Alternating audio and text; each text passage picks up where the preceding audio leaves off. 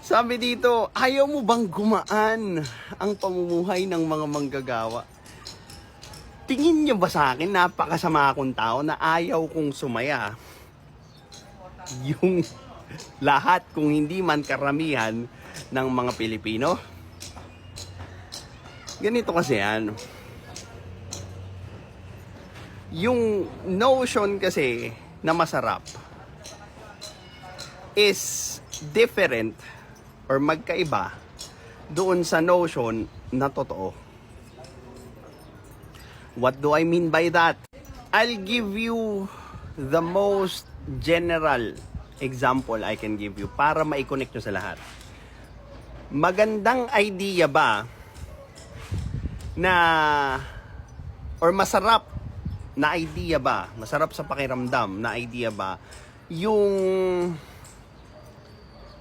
merong entity, merong grupo, merong individual na mag-aalaga sa'yo, poprotekta sa'yo sa kahirapan, hindi ka na maghihirap, wala ka nang dadanasing challenges hanggang sa mamatay ka.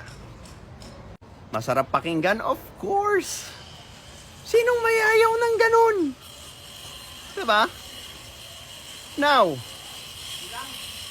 can we also ask if sustainable ba yung ganong klaseng idea? O, diba?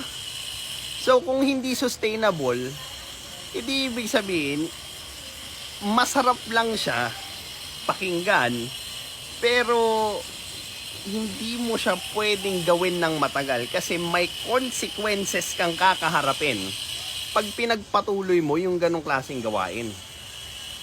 Another example, masarap bang uminom ng alak araw-araw? Of course, maya't maya. 'Di ba? But does it remove the fact na pag ginawa mo ng ginawa yun, meron niyang consequences na kung saan pwede kang magkasakit at mamatay ng maaga? Nagigets nyo ba? And yan yung pinaparealize namin sa inyo. Along with the extremist community na nagtsatsagang mag-reply sa inyo, magturo sa inyo, nung mga basics na dapat nyong malaman para mas maintindihan nyo pa yung mga bagay-bagay at hindi ginagamit yung kamangmangan ninyo para utuin lang kayo at panatilihin kayo sa ganyang klaseng estado. Well, this is Pinoy Extreme. Have a good day. This is Pinoy Extreme.